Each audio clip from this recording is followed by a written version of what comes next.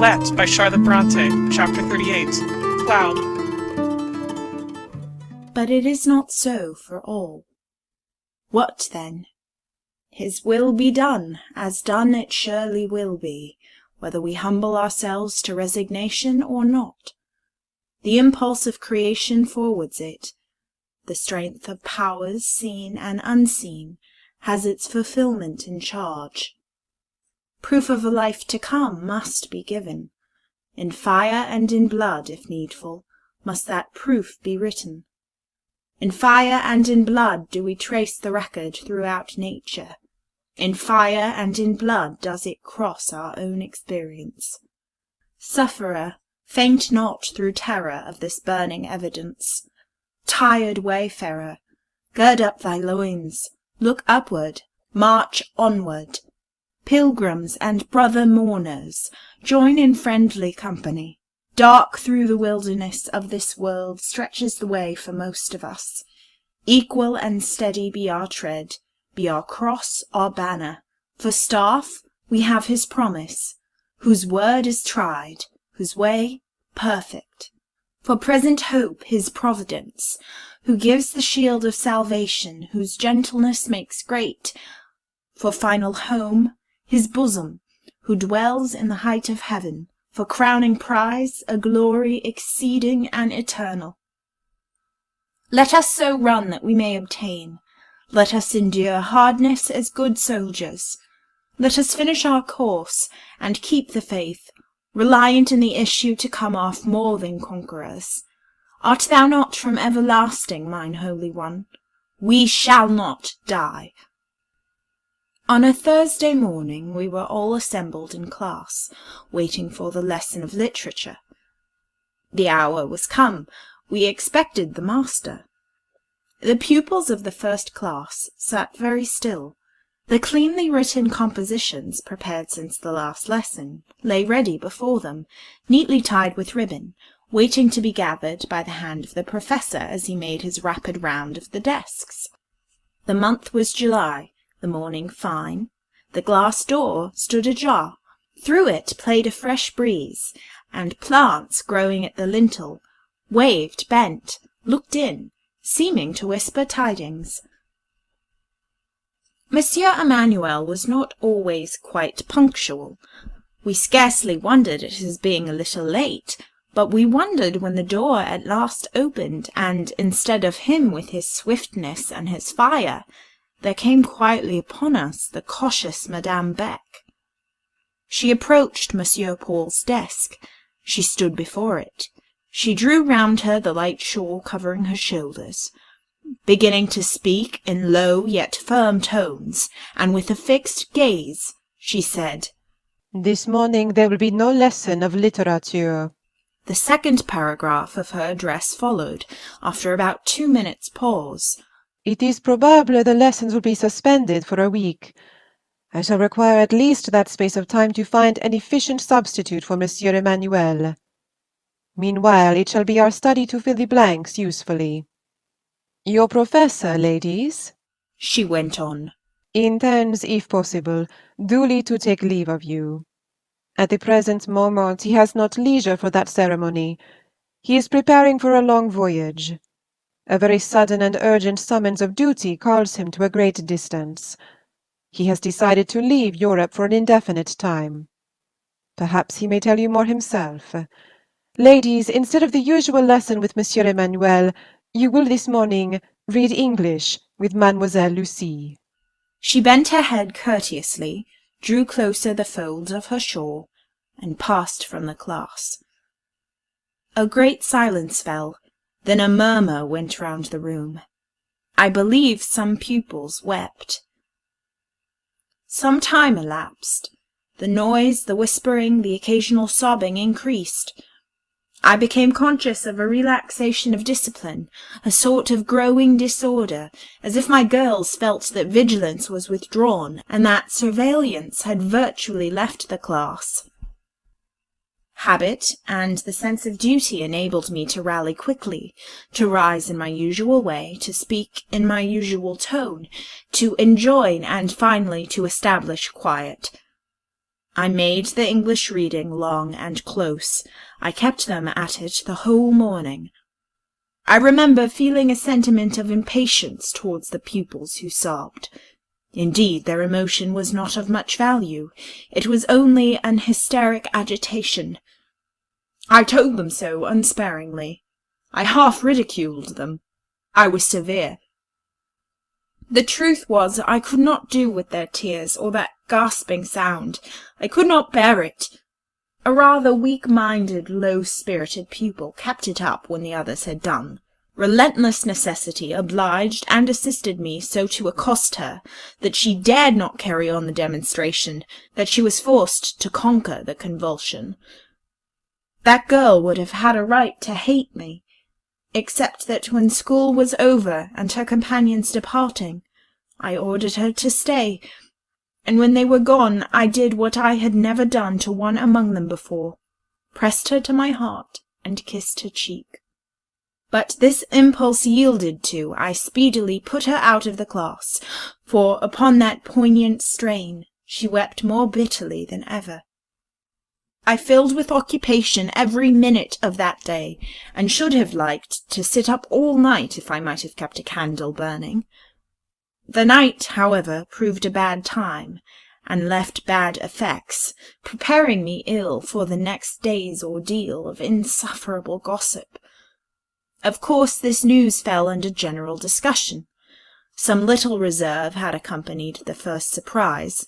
That soon wore off. Every mouth opened, every tongue wagged. Teachers, pupils, the very servants mouthed the name of Emmanuel. He whose connection with the school was contemporary with its commencement, thus suddenly to withdraw. All felt it strange. They talked so much, so long, so often, that out of the very multitude of their words and rumours grew at last some intelligence. About the third day I heard it said that he was to sail in a week. Then that he was bound for the West Indies. I looked at Madame Beck's face and into her eyes for disproof or confirmation of this report. I perused her all over for information, but no part of her disclosed more than what was unperturbed and commonplace. This secession was an immense loss to her, she alleged. She did not know how she should fill up the vacancy. She was so used to her kinsman. He had become her right hand. What should she do without him? She had opposed this step, but Monsieur Paul had convinced her it was his duty. She said all this in public, in class, at the dinner-table, speaking audibly to Zélie St-Pierre. Why was it his duty? I could have asked her that. I had impulses to take hold of her suddenly, as she calmly passed me in class, to stretch out my hand and grasp her fast and say, "Stop! Let us hear the conclusion of the whole matter. Why is it his duty to go into banishment?" But Madame always addressed some other teacher, and never looked at me, never seemed conscious I could have a care in the question. The week wore on. Nothing more was said about Monsieur Emmanuel coming to bid us good-bye, and none seemed anxious for his coming. None questioned whether or not he would come. None betrayed torment lest he should depart silent and unseen. Incessantly did they talk, and never in all their talk touched on this vital point. As to Madame, she of course could see him, and say to him as much as she pleased. What should she care whether or not he appeared in the schoolroom? The week consumed. We were told that he was going on such a day, that his destination was Basse-Terre in Guadeloupe. The business which called him abroad related to a friend's interests, not his own. I thought as much. Basse-Terre in Guadeloupe. I had little sleep about this time, but whenever I did slumber, it followed infallibly that I was quickly roused with a start, while the words Basse-Terre, Guadeloupe, seemed pronounced over my pillow, or ran athwart the darkness round and before me in zigzag characters of red or violet light. For what I felt there was no help, and how could I help feeling? Monsieur Emmanuel had been very kind to me of late days. He had been growing hourly better and kinder. It was now a month since we had settled the theological difference, and in all that time there had been no quarrel. Nor had our peace been the cold daughter of divorce. We had not lived aloof. He had come oftener, he had talked with me more than before. He had spent hours with me, with temper soothed, with eye content, with manner homelike and mild. Kind subjects of conversation had grown between us. He had inquired into my plans of life, and I had communicated them. The school project pleased him. He made me repeat it more than once, though he called it an Alnaschar dream. The jar was over. The mutual understanding was settling and fixing. Feelings of union and hope made themselves profoundly felt in the heart. Affection and deep esteem and dawning trust had each fastened its bond. What quiet lessons I had about this time! No more taunts on my intellect, no more menaces of grating public shows. How sweetly for the jealous gibe and the more jealous half-passionate eulogy were substituted a mute, indulgent help, a fond guidance and a tender forbearance which forgave but never praised. There were times when he would sit for many minutes and not speak at all, and when dusk or duty brought separation, he would leave with words like these. Il est doux le repos, il est précieux le calme bonheur. One evening, not 10 short days since, he joined me whilst walking in my alley. He took my hand. I looked up in his face. I thought he meant to arrest my attention. Bonne petite amie, said he softly. Douce consolatrice. But through his touch, and with his words, a new feeling and a strange thought found a course. Could it be that he was becoming more than friend or brother? Did his look speak a kindness beyond fraternity or amity? His eloquent look had more to say. His hand drew me forward. His interpreting lips stirred. No, not now. Here into the twilight alley broke an interruption. It came dual and ominous. We faced 2 bodeful forms, a woman's and a priest's, Madame Beck and Père Silas. The aspect of the latter I shall never forget. On the first impulse it expressed a Jean-Jacques sensibility, stirred by the signs of affection just surprised, then immediately darkened over it the jaundice of ecclesiastical jealousy. He spoke to me with unction. He looked on his pupil with sternness. As to Madame Beck, she of course saw nothing. Nothing, though her kinsman retained in her presence the hand of the heretic foreigner, not suffering withdrawal, but clasping it close and fast. Following these incidents, that sudden announcement of departure had struck me at first as incredible. Indeed, it was only frequent repetition and the credence of the 150 minds round me which forced on me its full acceptance. As to that week of suspense with its blank yet burning days, which brought from him no word of explanation, I remember, but I cannot describe its passage. The last day broke. Now would he visit us. Now he would come and speak his farewell, or he would vanish mute and be seen by us nevermore. This alternative seemed to be present in the mind of not a living creature in that school. All rose at the usual hour, all breakfasted as usual, all without reference to or apparent thought of their late professor, betook themselves with wonted phlegm to their ordinary duties. So oblivious was the house, so tame, so trained its proceedings, so inexpectant its aspect. I scarce knew how to breathe in an atmosphere thus stagnant, thus smothering. Would no one lend me a voice? Had no one a wish, no one a word, no one a prayer to which I could say amen?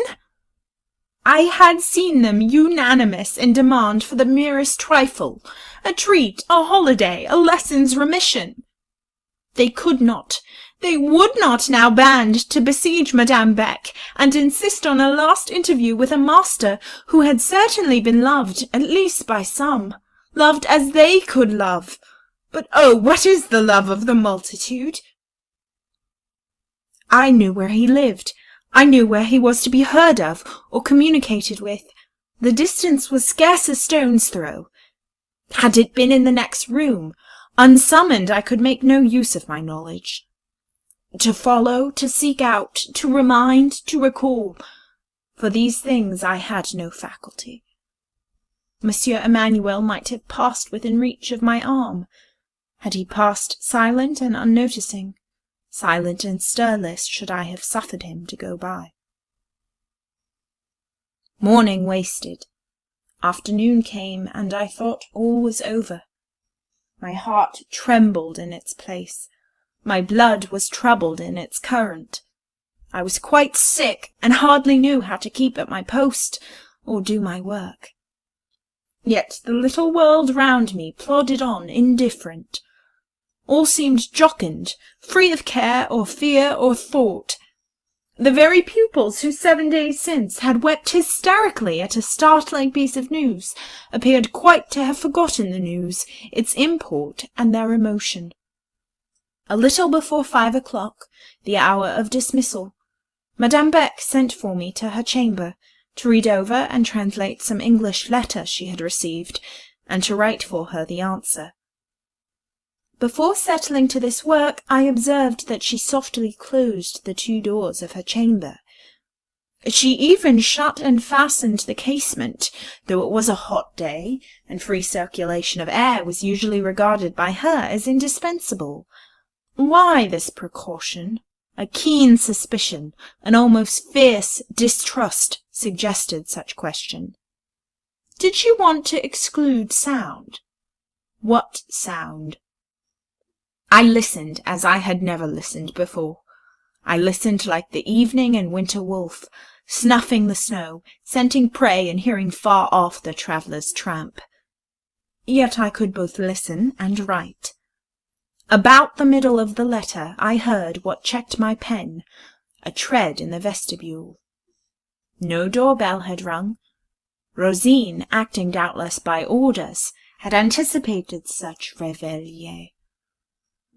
Madame saw me halt. She coughed, made a bustle, spoke louder. The tread had passed on to the classes. Proceed, said Madame. But my hand was fettered, my ear enchained, my thoughts were carried off captive. The classes formed another building. The hall parted them from the dwelling-house.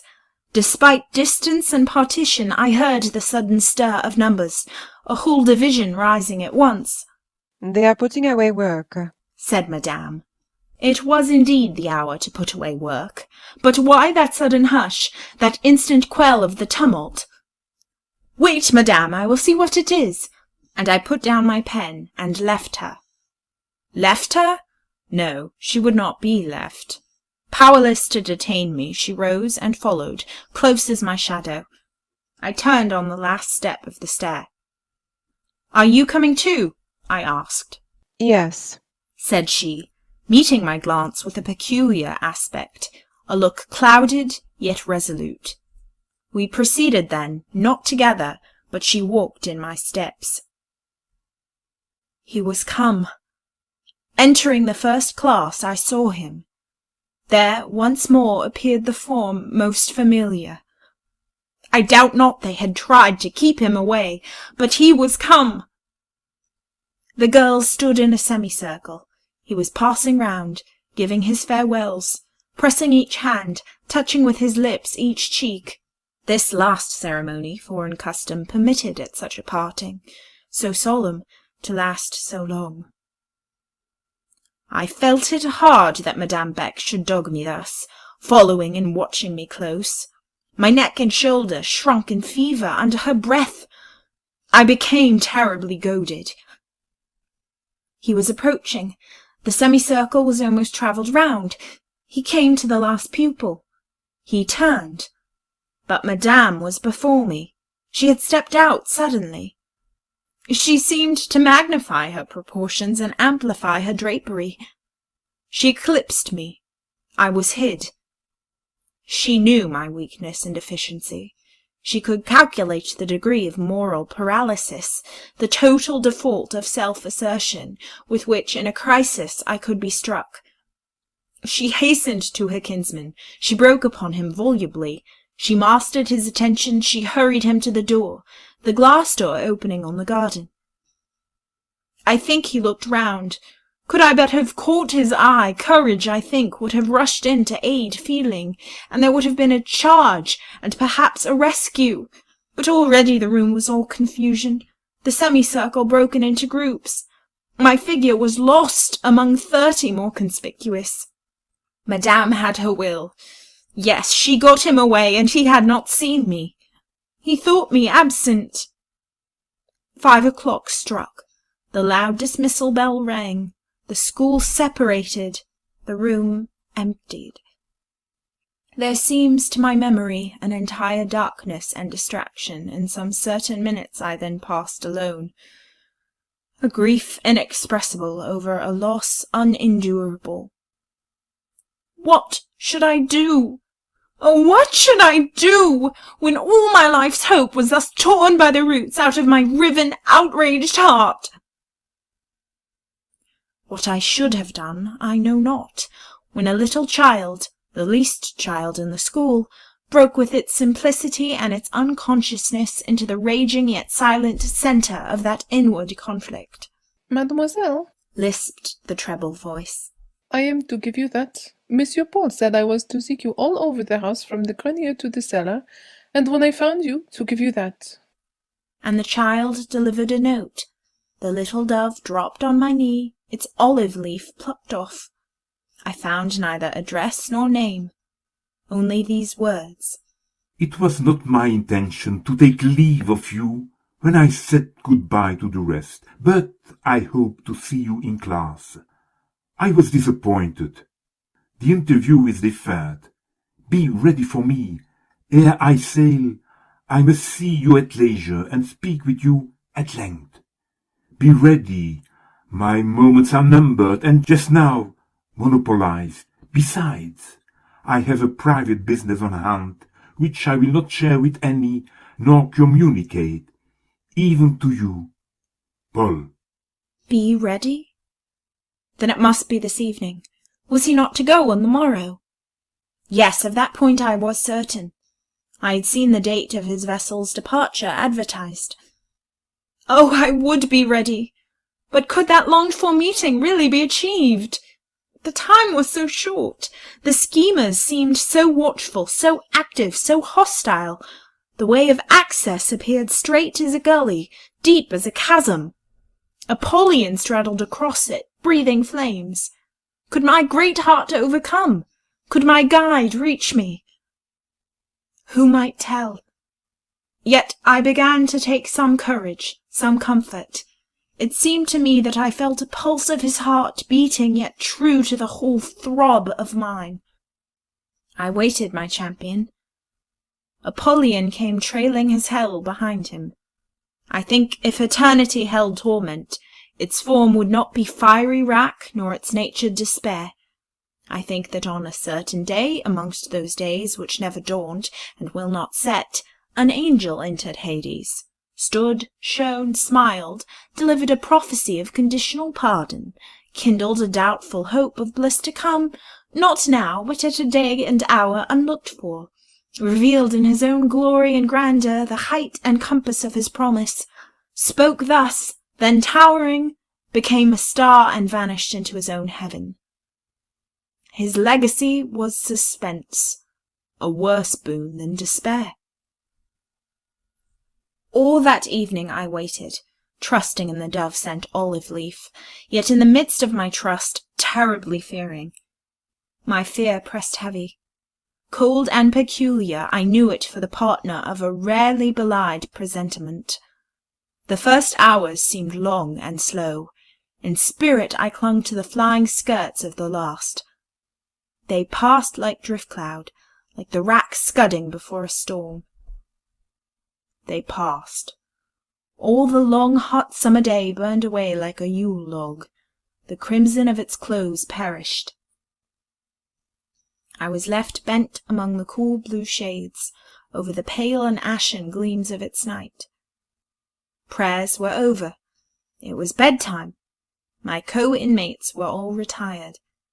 I still remained in the gloomy first class, forgetting, or at least disregarding, rules I had never forgotten or disregarded before. How long I paced that class I cannot tell. I must have been afoot many hours. Mechanically had I moved aside benches and desks, and had made for myself a path down its length. There I walked, and there, when certain that the whole household were abed, and quite out of hearing, there I at last wept. Reliant on night, confiding in solitude, I kept my tears sealed, my sobs chained no longer. They heaved my heart, they tore their way. In this house what grief could be sacred? Soon after 11 o'clock, a very late hour in the Rue Fossette, the door unclosed, quietly but not stealthily. A lamp's flame invaded the moonlight. Madame Beck entered, with the same composed air as if coming on an ordinary occasion, at an ordinary season. Instead of at once addressing me, she went to her desk, took her keys, and seemed to seek something. She loitered over this feigned search long, too long. She was calm, too calm. My mood scarce endured the pretence. Driven beyond common range, 2 hours since had I left behind me wonted respects and fears. Led by a touch and ruled by a word under usual circumstances, no yoke could now be borne, no curb obeyed. "It is more than time for retirement," said Madame. "The rule of the house has already been transgressed too long." Madame met no answer. I did not check my walk. When she came in my way, I put her out of it. "Let me persuade you to calm, miss. Let me lead you to your chamber," said she, trying to speak softly. "No," I said. "Neither you nor another shall persuade or lead me." "Your bed shall be warmed. Goton is sitting up still. She shall make you comfortable. She shall give you a sedative." "Madame," I broke out, "you are a sensualist. Under all your serenity, your peace, and your decorum, you are an undenied sensualist. Make your own bed warm and soft. Take sedatives and meats, and drinks spiced and sweet as much as you will. If you have any sorrow or disappointment, and perhaps you have, nay, I know you have, seek your own palliatives and your own chosen resources. Leave me, however. Leave me, I say." "I must send another to watch you, miss. I must send Goton." "I forbid it. Let me alone. Keep your hand off me and my life and my troubles. Oh, madame, in your hand there's both chill and poison. You envenom and you paralyze." "What have I done, miss? You must not marry Paul. He cannot marry." "Dog in the manger," I said, for I knew she secretly wanted him, and had always wanted him. She called him. Insupportable. She rallied at him for a Devil. She did not love, but she wanted to marry, that she might bind him to her interest. Deep into some of Madame's secrets I had entered, I know not how, by an intuition or an inspiration which came to me, I know not whence. In the course of living with her, too, I had slowly learned that unless with an inferior, she must ever be a rival. She was my rival, heart and soul, though secretly, under the smoothest bearing, and utterly unknown to all save her and myself. 2 minutes I stood over Madame, feeling that the whole woman was in my power, because in some moods, such as the present, in some stimulated states of perception, like that of this instant, her habitual disguise, her mask and her domino, were to me a mere network, reticulated with holes, and I saw underneath a being heartless, self-indulgent, and ignoble. She quietly retreated from me.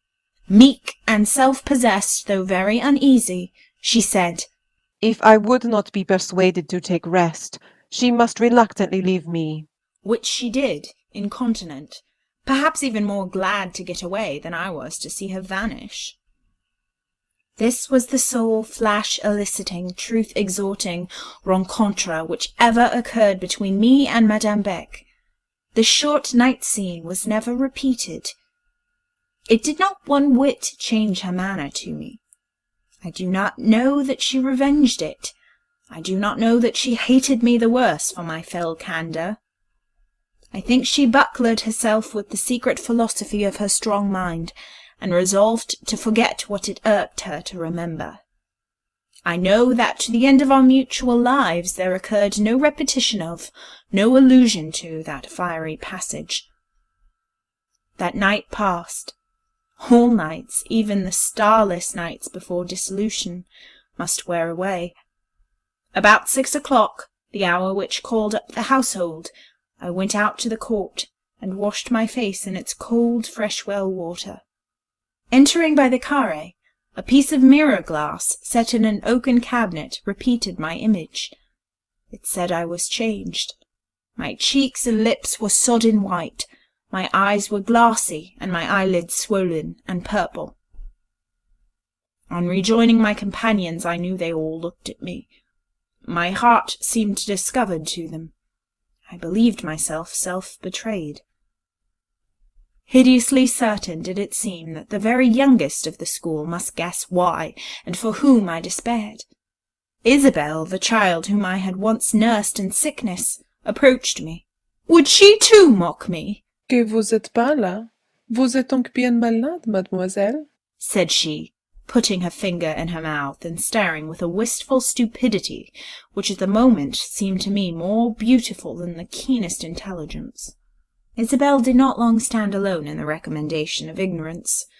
Before the day was over, I gathered cause of gratitude towards the whole blind household.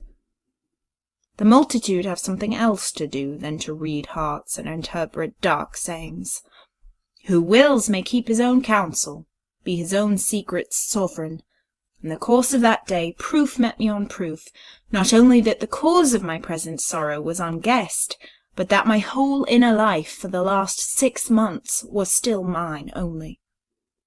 It was not known, it had not been noted, that I held in peculiar value one life among all lives. Gossip had passed me by, curiosity had looked me over. Both subtle influences, hovering always round, had never become centred upon me. A given organisation may live in a full-fever hospital and escape typhus. Monsieur Emmanuel had come and gone. I had been taught and sought. In season and out of season he had called me, and I had obeyed him. Monsieur Paul wants Miss Lucy. Miss Lucy is with Monsieur Paul. Such had been the perpetual bulletin, and nobody commented, far less condemned. Nobody hinted, nobody jested. Madame Beck read the riddle, none else resolved it. What I now suffered was called illness, a headache. I accepted the baptism. But what bodily illness was ever like this pain? This certainty that he was gone without a farewell, this cruel conviction that fate and pursuing furies, a woman's envy and a priest's bigotry, would suffer me to see him no more. What wonder that the second evening found me like the first, untamed, tortured, again pacing a solitary room in an unalterable passion of silent desolation. Madame Beck did not herself summon me to bed that night. She did not come near me. She sent Ginevra Fanshawe. A more efficient agent for the purpose she could not have employed. Ginevra's first words, "Is your headache very bad tonight?" For Ginevra, like the rest, thought I had a headache, an intolerable headache which made me frightfully white in the face and insanely restless in the foot. Her first words, I say, inspired the impulse to flee anywhere so that it were only out of reach, and soon what followed, plaints about her own headaches, completed the business. I went upstairs. Presently I was in my bed, my miserable bed, haunted with quick scorpions. I had not been laid down 5 minutes when another emissary arrived. Goton came, bringing me something to drink. I was consumed with thirst. I drank eagerly. The beverage was sweet, but I tasted a drug. Madame says it will make you sleep, Chouchou, said Goton as she received back the emptied cup. Ah, the sedative had been administered.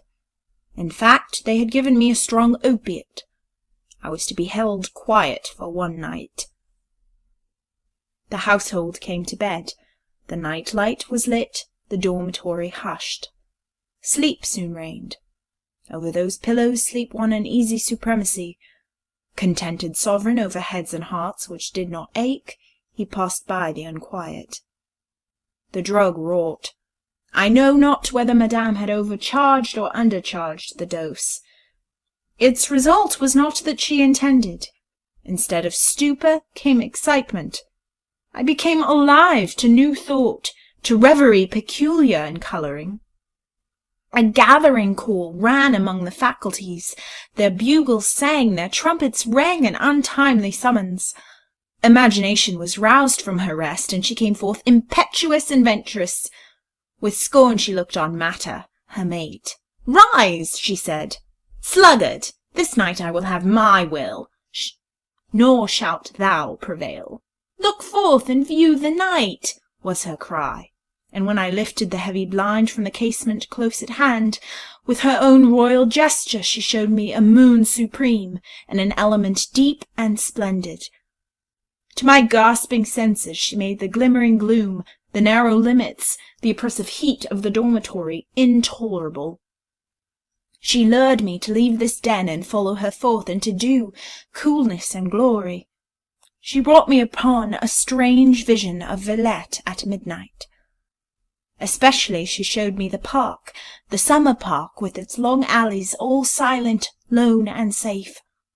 Among these lay a huge stone basin. That basin I knew, and beside which I had often stood, deep set in the tree shadows, brimming with cool water, clear with a green, leafy, rushy bed. What of all this? The park gates were shut up, locked, sentinelled. The place could not be entered. Could it not? A point worth considering, and while resolving it I mechanically dressed. Utterly incapable of sleeping or lying still, excited from head to foot, what could I do better than dress? The gates were locked, soldiers set before them. Was there then no admission to the park? The other day, in walking past, I had seen, without then attending to the circumstance, a gap in the paling, one stake broken down. I now saw this gap again in recollection, saw it very plainly. The narrow, irregular aperture visible between the stems of the lindens, planted orderly as a call on aid. A man could not have made his way through that aperture, nor could a stout woman, perhaps not Madame Beck, but I thought I might. I fancied I should like to try, and once within, at this hour, the whole park would be mine, the moonlight midnight park. How soundly the dormitory slept! What deep slumbers! What quiet breathing! How very still the whole large house! What was the time? I felt restless to know. There stood a clock in the class below. What hindered me from venturing down to consult it? By such a moon its large white face and jet-black figures must be vividly distinct. As for hindrance to this step, there offered not so much as a creaking hinge or a clicking latch. On these hot July nights, close air could not be tolerated, and the chamber door stood wide open. Will the dormitory planks sustain my tread untraitorous? Yes, I know wherever a board is loose, and will avoid it. The oak staircase creaks somewhat as I descend, but not much. I am in the carré. The great class doors are close shut. They are bolted. On the other hand, the entrance to the corridor stands open. The classes seem to my thought great dreary jails, buried far back beyond thoroughfares, and for me filled with spectral and intolerable memories, laid miserable amongst their straw and their manacles. The corridor offers a cheerful vista. leading to the high vestibule which opens direct upon the street. Hush! The clock strikes. Ghostly deep as is the stillness of this convent, it is only 11. While my ear follows to silence the hum of the last stroke, I catch faintly from the built-out capital a sound like bells, or like a band, a sound where sweetness, where victory, where mourning blend. Oh, to approach this music nearer, to listen to it alone by the rushy basin! Let me go! Oh, let me go! What hinders, what does not aid freedom? There, in the corridor, hangs my garden costume, my large hat, my shawl. There is no lock on the huge, heavy porte-cochere. There is no key to seek. It fastens with a sort of spring-bolt, not to be opened from the outside, but which, from within, may be noiselessly withdrawn. Can I manage it? It yields to my hand, yields with propitious facility.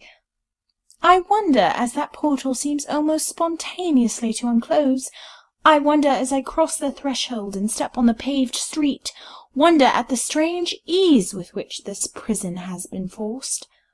It seems as if I had been pioneered invisibly, as if some dissolving force had gone before me. For myself I have scarce made an effort. Quiet Rue Fossette! I find on this pavement that wanderer wooing summer night, of which I mused. I see its moon over me. I feel its dew in the air. But here I cannot stay. I am still too near old haunts. So close under the dungeon I can hear the prisoners moan. This solemn peace is not what I seek. It is not what I can bear. To me the face of that sky bears the aspect of a world's death. The park also will be calm. I know, a mortal serenity prevails everywhere. Yet let me seek the park. I took a route well known, and went up towards the palatial and royal Haute Ville. Thence the music I had heard certainly floated. It was hushed now, but it might rewaken. I went on. Neither band nor bell music came to meet me. Another sound replaced it, a sound like a strong tide, a great flow, deepening as I proceeded. Light broke, movement gathered, chimes pealed. To what was I coming? Entering on the level of a Grand Place, I found myself, with the suddenness of magic, plunged amidst a gay, living, joyous crowd. Villette is one blaze, one broad illumination. The whole world seems abroad. Moonlight and heaven are banished. The town by her own flambeau beholds her own splendour.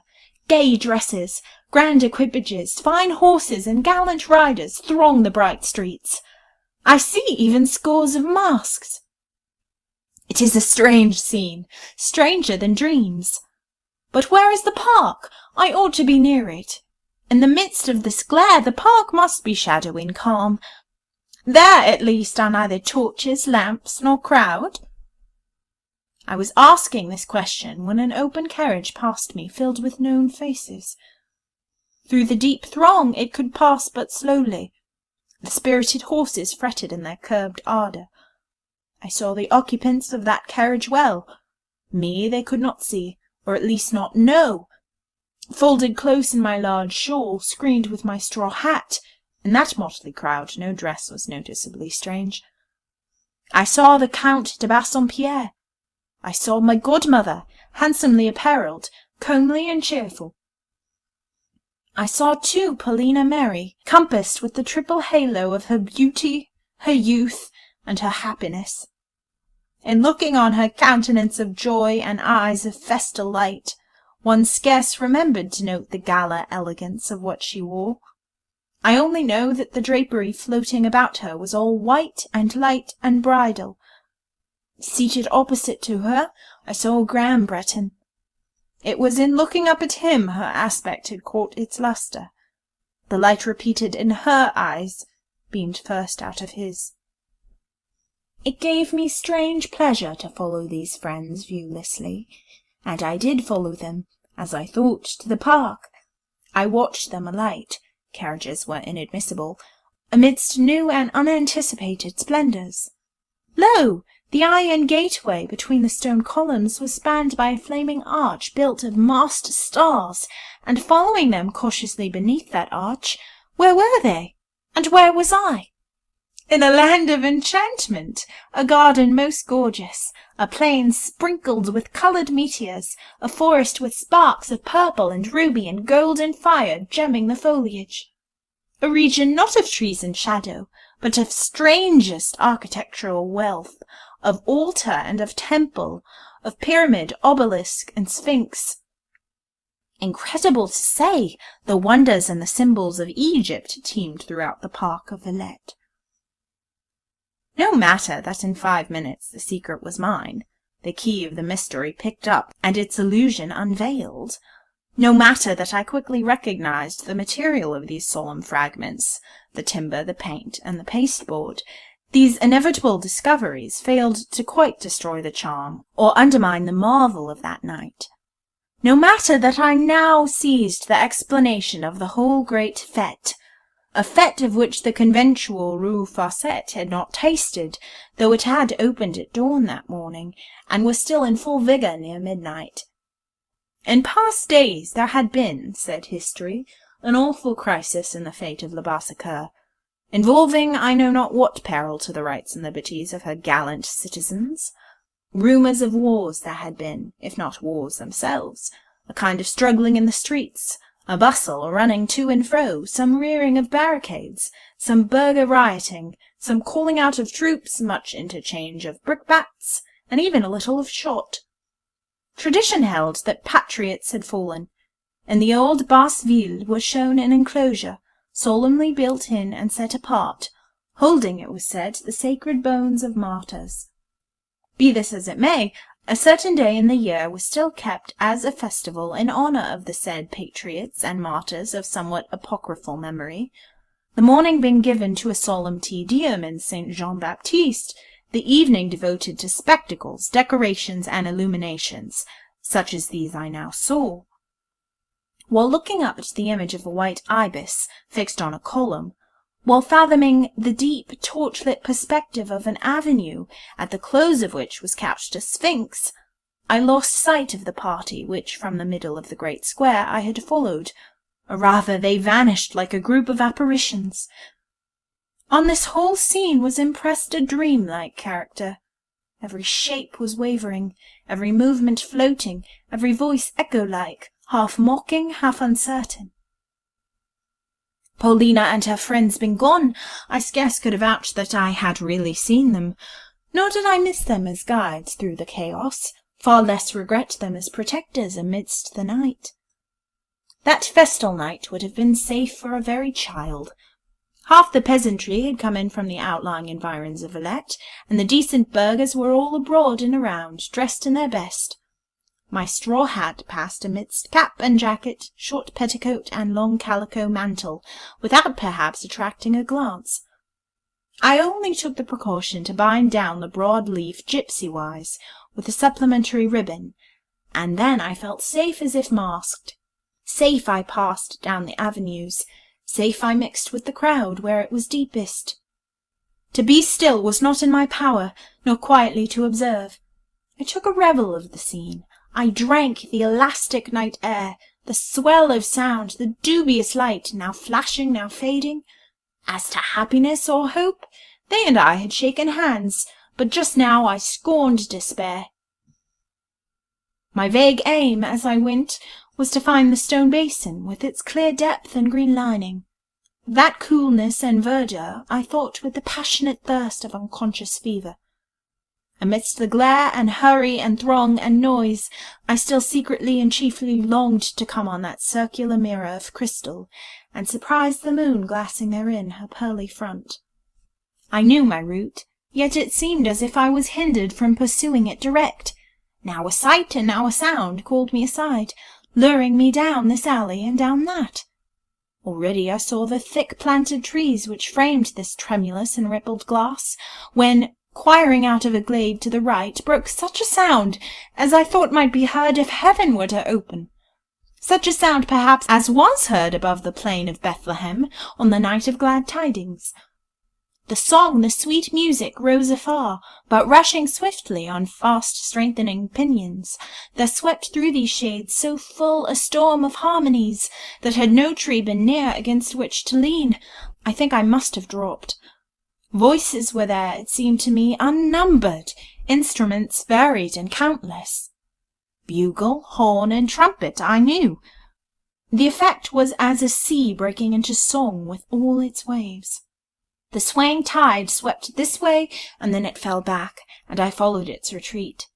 It led me toward a Byzantine building, a sort of kiosk near the park centre. Round about stood crowded thousands, gathered to a grand concert in the open air. What I heard was, I think, a wild Jaeger chorus. The night, the space, the scene, and my own mood had but enhanced the sounds in their impression. Here were assembled ladies, looking by this light most beautiful. Some of their dresses were gauzy, and some had the sheen of satin.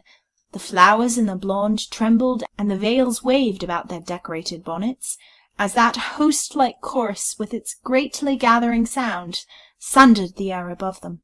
Most of these ladies occupied the little light park chairs, and behind them and beside them stood guardian gentlemen. The outer ranks of the crowd were made up of citizens, plebeians, and police. In this outer rank I took my place.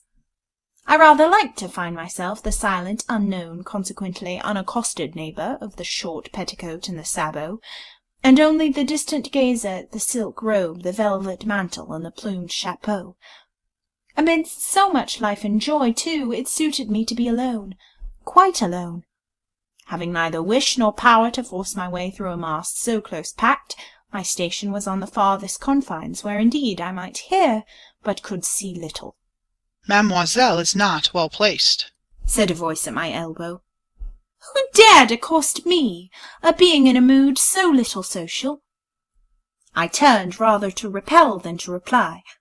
I saw a man, a burgher, an entire stranger, as I deemed him for one moment, but the next recognized in him a certain tradesman, a bookseller, whose shop furnished the Rue Fossette with its books and stationery, a man notorious in our pensionnat for the excessive brittleness of his temper, and frequent snappishness of his manner, even to us as principal customers, but whom for my solitary self I had ever been disposed to like, and had always found civil, sometimes kind. Once, in aiding me about some troublesome little exchange of foreign money, he had done me a service. He was an intelligent man. Under his asperity, he was a good-hearted man.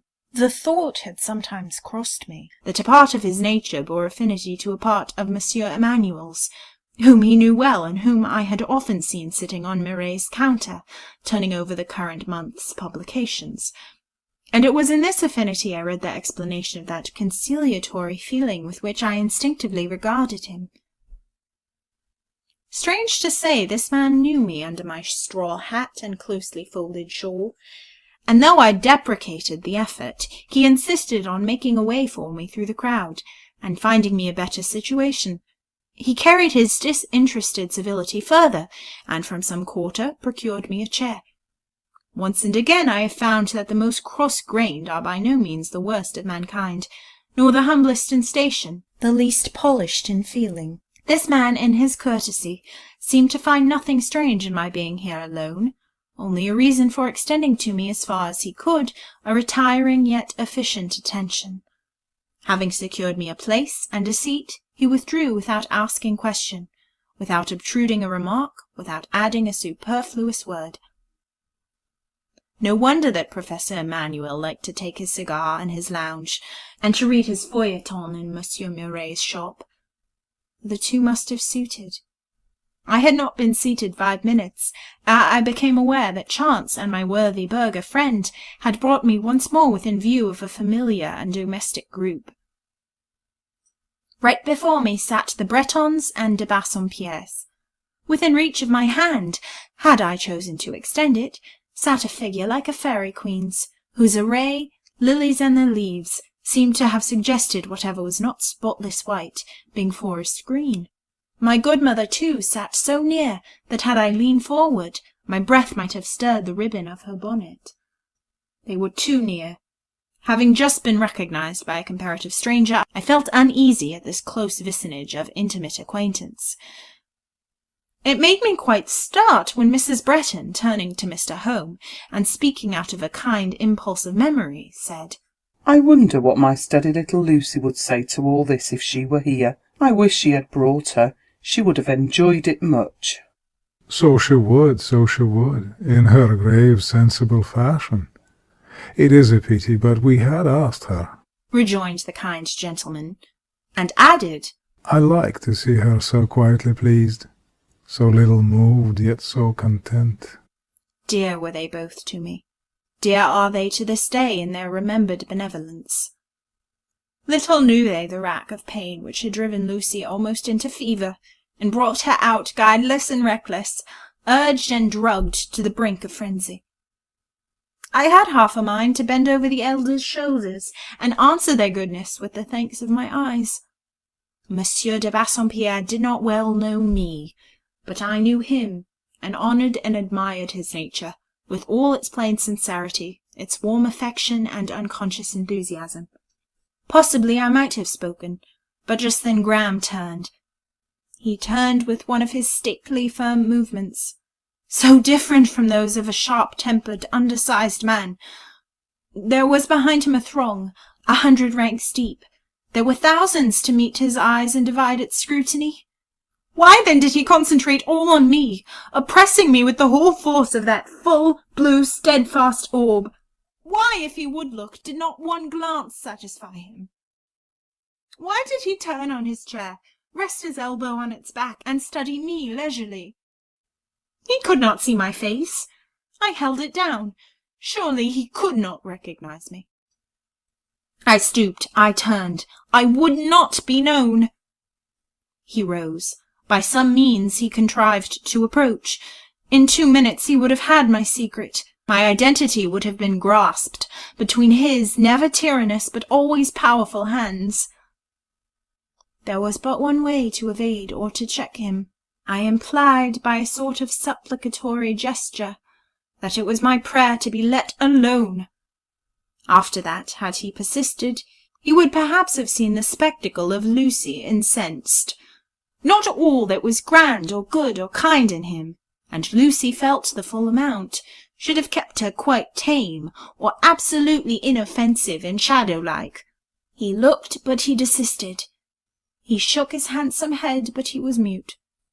He resumed his seat, nor did he again turn or disturb me by a glance, except indeed for one single instant, when a look rather solicitous than curious stole my way, speaking what somehow stilled my heart, like the south wind quieting the earth. Graham's thoughts of me were not entirely those of frozen indifference after all. I believe in that goodly mansion his heart he kept one little place under the skylights where Lucy might have entertainment, if she chose to call. It was not so handsome as the chambers where he lodged his male friends. It was not like the hall where he accommodated his philanthropy, or the library where he treasured his science. Still less did it resemble the pavilion where his marriage feast was splendidly spread. Yet gradually, by long and equal kindness, he proved to me that he kept one little closet, over the door of which was written Lucy's room. I kept a place for him, too, a place of which I never took the measure, either by rule or compass. I think it was like the tent of Paris-Bonneau. All my life long I carried it folded in the hollow of my hand, yet, released from that hold and constriction, I know not but its innate capacity for expanse might have magnified it into a tabernacle for a host. Forbearing as he was tonight, I could not stay in this proximity. This dangerous place and seat must be given up. I watched my opportunity, rose, and stole away. He might think, he might even believe that Lucy was contained within that shawl and sheltered under that hat. He never could be certain, for he did not see my face. Surely the spirit of restlessness was by this time appeased. Had I not had enough of adventure? Did I not begin to flag, quail, and wish for safety under a roof? Not so. I still loathed my bed in the school dormitory more than words can express. I clung to whatever could distract thought. Somehow I felt, too, that the night's drama was but begun, that the prologue was scarce spoken. Throughout this woody and turfy theatre reigned a shadow of mystery.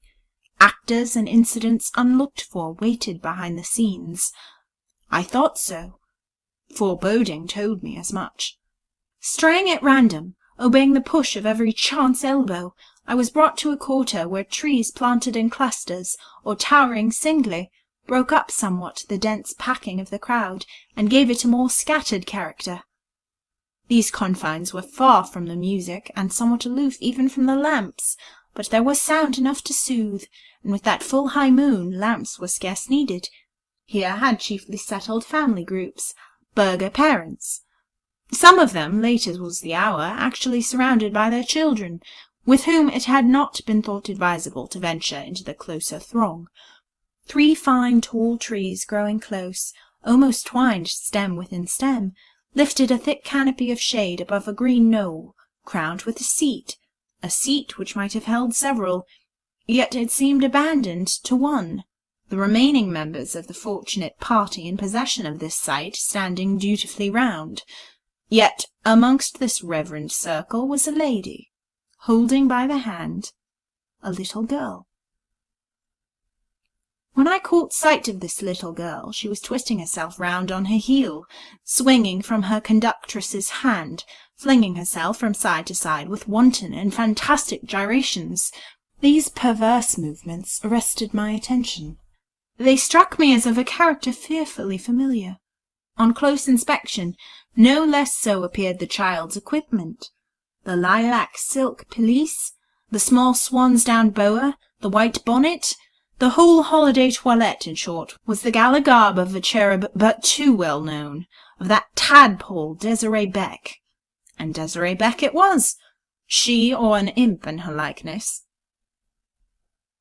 I might have taken this discovery as a thunderclap, but such hyperbole would have been premature. Discovery was destined to rise more than 1 degree ere it reached its climax. On whose hand could the amiable Desiree swing thus selfishly? Whose glove could she tear thus recklessly? Whose arm thus strain with impunity, or on the borders of whose dress thus turn and trample insolently, if not the hand, glove, arm, and robe of her lady mother? And there, in an Indian shawl and a pale green crape bonnet, there, fresh, portly, blithe, and pleasant, there stood Madame Beck. Curious! I had certainly deemed Madame in her bed, and Desiree in her crib at this blessed minute, sleeping both of them, the sleep of the just, within the sacred walls, amidst the profound seclusion of the Rue Fossette. Most certainly also they did not picture Miss Lucy otherwise engaged. And here we all 3 were taking our air bar in the fete blazing park at midnight.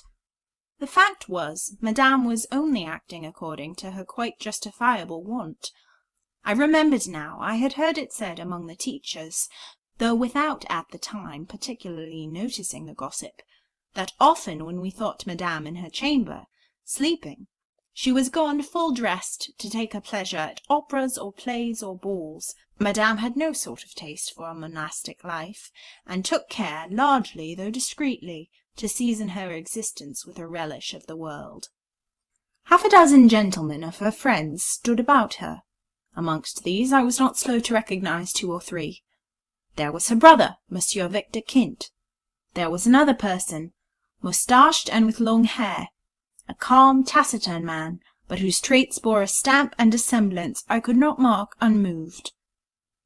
Amidst reserve and phlegm, amidst contrasts of character and of countenance, something there still was which recalled a face, mobile, fervent, feeling.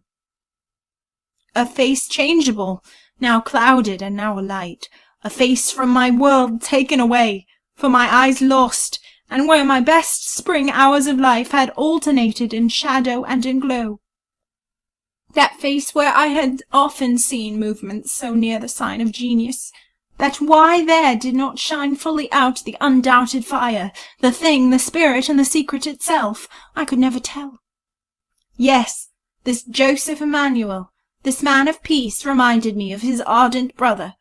Besides Messieurs Victor and Joseph, I knew another of this party. This third person stood behind and in the shade. His attitude, too, was stooping, yet his dress and bald white head made him the most conspicuous figure of the group. He was an ecclesiastic. He was Père Silas. Do not fancy, reader, that there was any inconsistency in the priest's presence at this fête. This was not considered a show of Vanity Fair, but a commemoration of patriotic sacrifice. The church patronized it, even with ostentation. There were troops of priests in the park that night. Père Silas stooped over the seat with its single occupant, the rustic bench, and that which sat upon it. A strange mass it was, bearing no shape, yet magnificent. You saw indeed the outline of a face and features, but these were so cadaverous and so strangely placed, you could almost have fancied a head severed from its trunk and flung at random on a pile of rich merchandise. The distant lamp rays glanced on clear pendants, on broad rings. Neither the chasteness of moonlight nor the distance of the torches could quite subdue the gorgeous dyes of the drapery. "Hail, Madame Walravens! I think you looked more witch-like than ever." And presently the good lady proved that she was indeed no corpse or ghost, but a harsh and hardy old woman, for upon some aggravation in the clamorous petition of Desiree Beck to her mother to go to the kiosk and take sweetmeats, the hunchback suddenly fetched her a resounding rap with her gold-knobbed cane. There, then, were Madame Walravens, Madame Beck, Père Silas, the whole conjuration, the secret junta. The sight of them thus assembled did me good. I cannot say that I felt weak before them, or abashed, or dismayed. They outnumbered me, and I was worsted and under their feet. But as yet I was not dead. End of chapter 38.